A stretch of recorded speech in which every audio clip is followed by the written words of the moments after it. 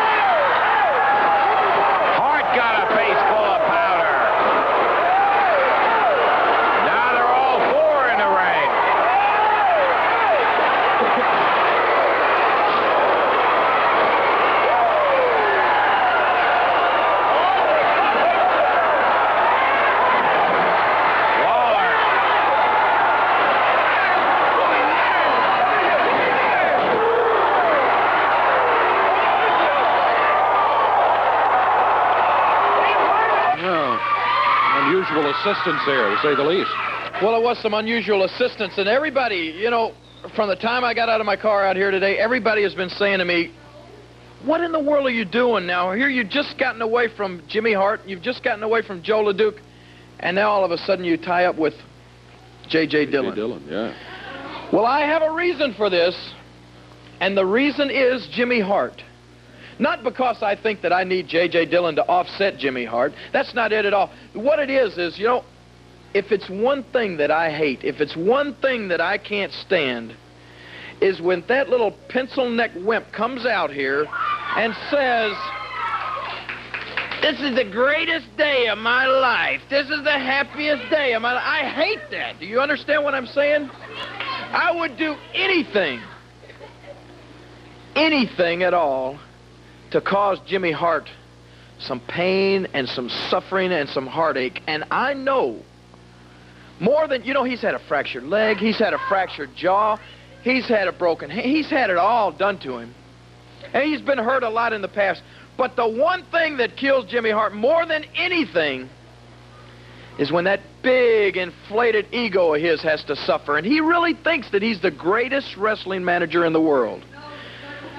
But down there Monday night, when J.J. Dillon pins Jimmy Hart, it's going to hurt him worse than anything that's ever happened to him in the wrestling business, because he's going to have to realize at that moment that he is not as good as JJ Dillon, that he is not the manager that JJ Dillon is, that he is nothing more than, as I said, a pencil-neck wimp and nothing but a piece of garbage. And Hart,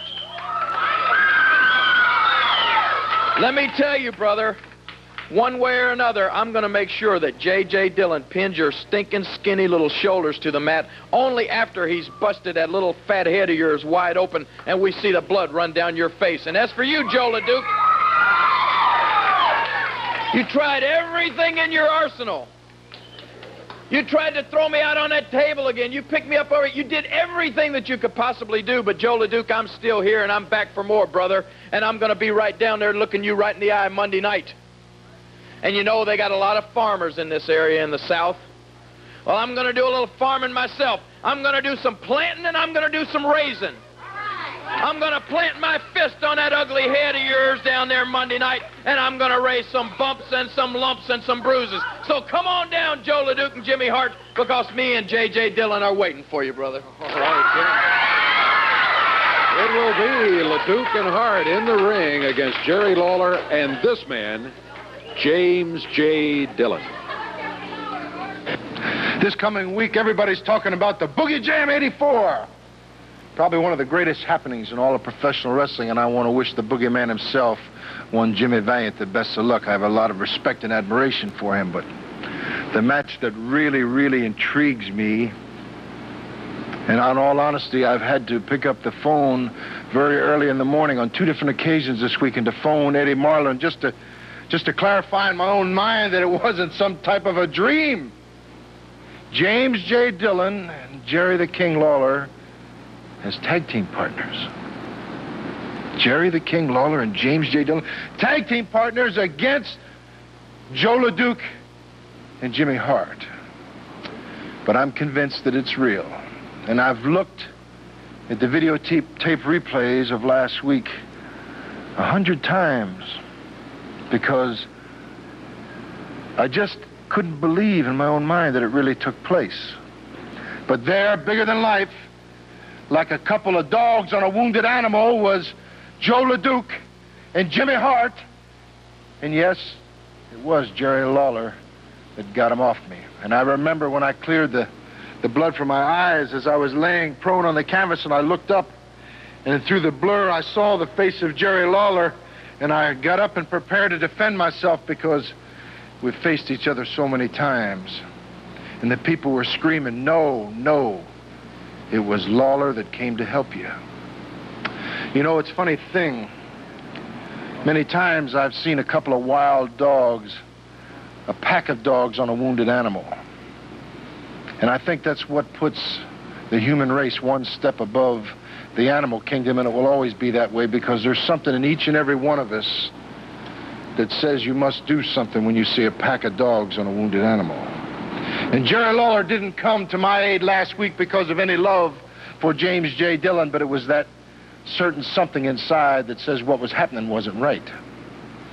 Well, Jerry Lawler, come Monday, I'm going to be out there, and I'm going to give you 100%. Not because I feel any differently about you than I ever did before, because we've both become superstars in the world of professional wrestling, but obviously we've chosen separate paths to get to where we are today.